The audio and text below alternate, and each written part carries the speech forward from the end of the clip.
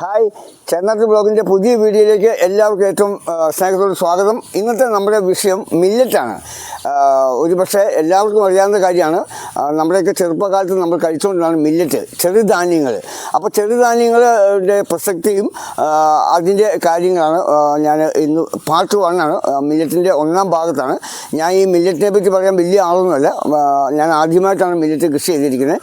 അപ്പോൾ നമ്മുടെ കേരളത്തിൽ എത്രമാത്രം മില്ലറ്റുണ്ട്, ഇന്ത്യയിൽ ലോകത്ത് ഏറ്റവും കൂടുതൽ മില്ലറ്റ് എവിടെയാണ് കൃഷി ചെയ്യുന്നത്, അങ്ങനെ കുറച്ച് മില്ലറ്റിനെ പറ്റി മാത്രമുള്ള കുറച്ച് അറിവുകളാണ് ഞാനിപ്പോൾ നിങ്ങൾക്ക് മുമ്പിൽ ഷെയർ ചെയ്യുന്നത്.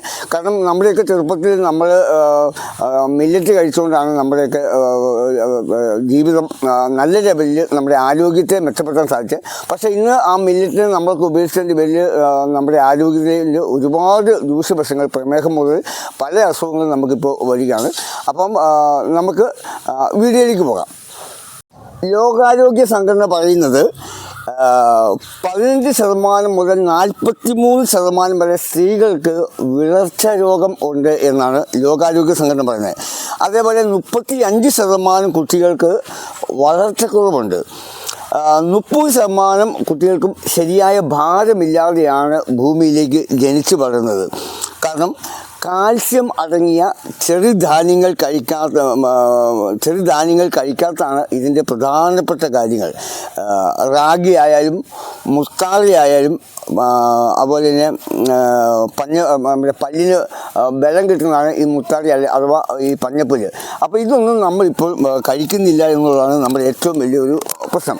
എന്നാൽ ലോകാരോഗ്യ സംഘടന കേരളത്തെ പറ്റി പറയുന്ന വളരെ പ്രസക്തമായ ചില കാര്യങ്ങളുണ്ട്.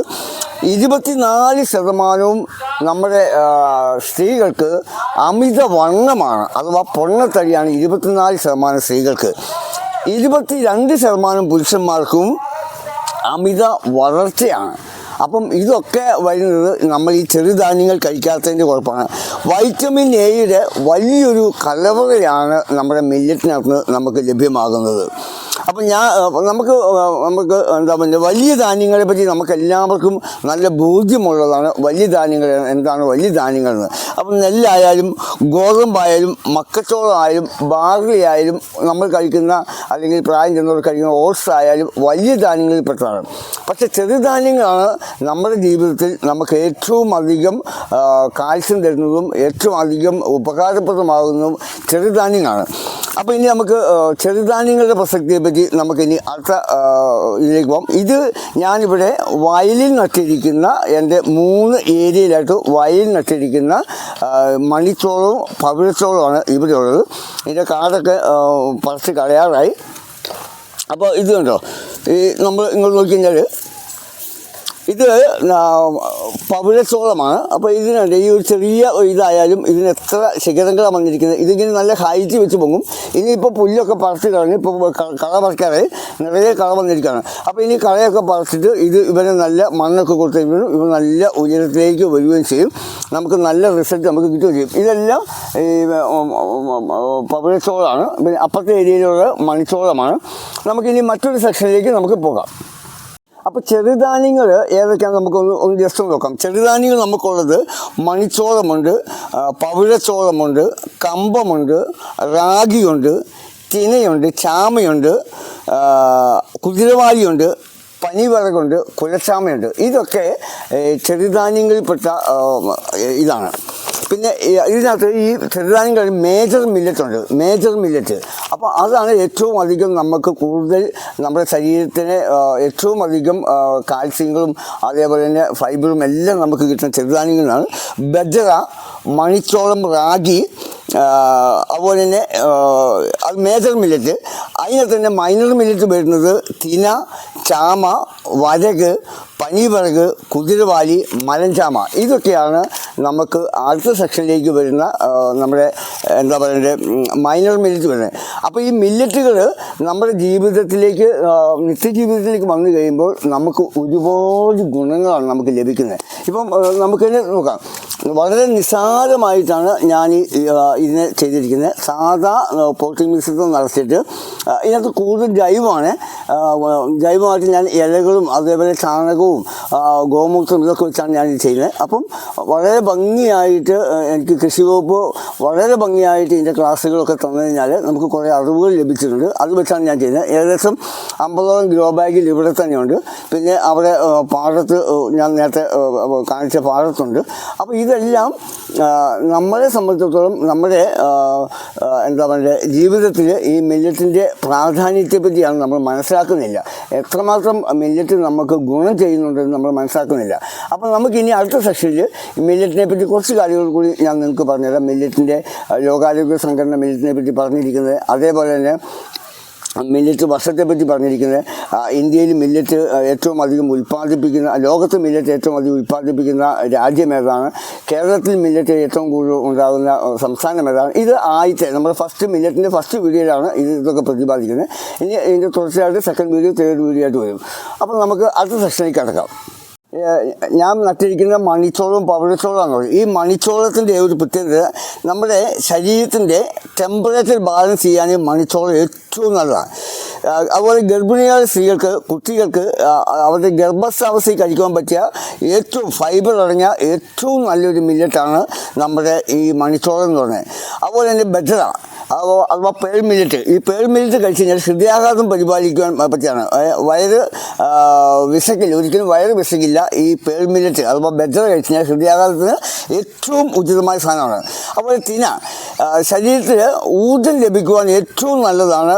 Vitamin, minerals, antioxidants, energy ലഭിക്കാനൊക്കെ നമുക്ക് ഏറ്റവും നല്ലതാണ് നമ്മുടെ തിന എന്ന് പറയുന്നത്. നമ്മളിപ്പോൾ എന്താ തിന പക്ഷികൾക്ക് ആഹാരമായി നമ്മൾ നൽകുക ചെയ്യുന്നത്.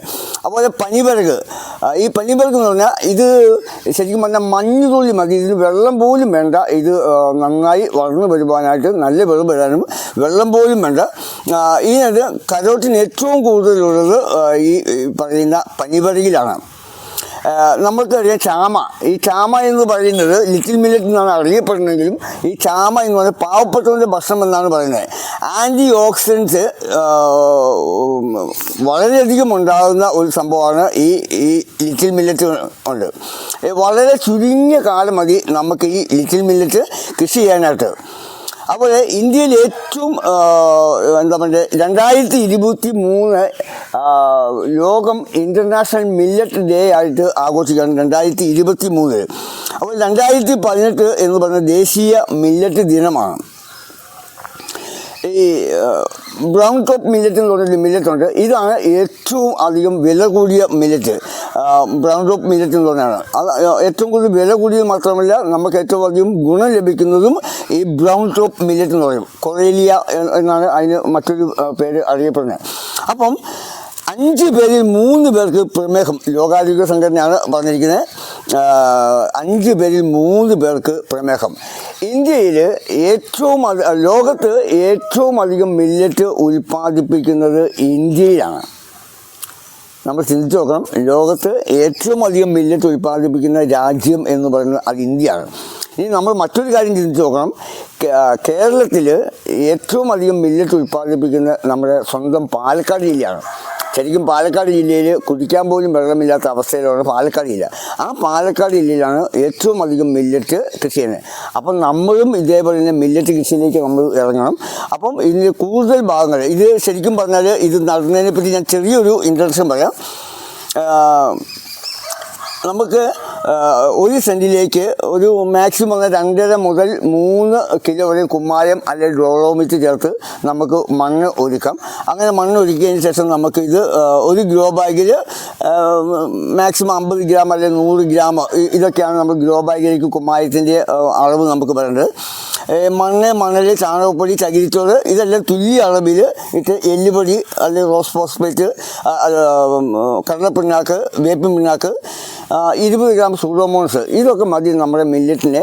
ബാക്കി നമുക്ക് ജൈവമായിട്ട് ചെയ്യുന്ന നമ്മുടെ ഇലകൾ, പച്ചിലകൾ, അതുപോലെ തന്നെ ഉണങ്ങിയ ഇലകൾ ഇതൊക്കെ മതി നമുക്ക് മില്ലറ്റിനെ ഭംഗിയായിട്ട് വളർത്തിക്കൊണ്ടുപോകാൻ. മില്ലറ്റിന് ചെറിയ കീടബാധകളൊക്കെ വരും, അത് നമുക്ക് നെക്സ്റ്റ് വീഡിയോയിലേക്ക് നമുക്ക് പറയാവുന്നതാണ്. ഞാൻ വീടിൻ്റെ തൊട്ടടുത്ത് ഞാൻ ഗ്രോ ബാഗിൽ നട്ടിരിക്കുന്ന മില്ലറ്റുകളാണ് ഇവിടെ നിൽക്കുന്നത്. മണിച്ചോളവും പവിഴച്ചോളവും ഉണ്ട്. അവർ രണ്ടുപേരുമാണ് നല്ല തുള്ളി കളിച്ച് നല്ല സന്തോഷത്തോടുകൂടി നിൽക്കുന്നത്. അപ്പോൾ ഞാനിപ്പോൾ പറഞ്ഞ കാര്യങ്ങളൊക്കെ നിങ്ങൾ കേട്ടിരിക്കുകയാണല്ലോ. അപ്പോൾ ഇനി നിങ്ങൾ ചെയ്യേണ്ടത് എന്താണെന്ന് വെച്ച് കഴിഞ്ഞാൽ നമ്മൾ തീർച്ചയായിട്ടും നമ്മുടെ ആരോഗ്യം നല്ല നിൽക്കാൻ വേണ്ടി ഭാവി തലമുറയെ നല്ല ആരോഗ്യമുള്ള ഒരു പുത്തൻ തലമുറയെ സൃഷ്ടിക്കാൻ വേണ്ടി നമ്മൾ ഈ ചെറുധാന്യങ്ങൾ ഒരു ശീലമാക്കി വെക്കുക. നമ്മുടെ ഭക്ഷണത്തിൽ ചെറുധാന്യങ്ങൾ ഉൾപ്പെടുത്താൻ വേണ്ടി നമ്മൾ ശ്രദ്ധിക്കുക.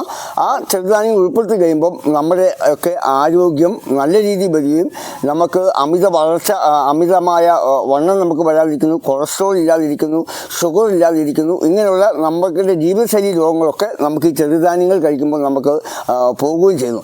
അപ്പം തീർച്ചയായിട്ടും നിങ്ങൾക്ക് വീഡിയോ ഇഷ്ടപ്പെട്ടെങ്കിൽ നിങ്ങൾ മറ്റുള്ളവർക്ക് കൂടി ഷെയർ ചെയ്യുക, ലൈക്ക് ചെയ്യുക. അടുത്തൊരു വീഡിയോ വരുന്നത് വരെ okay, bye bye, thank you.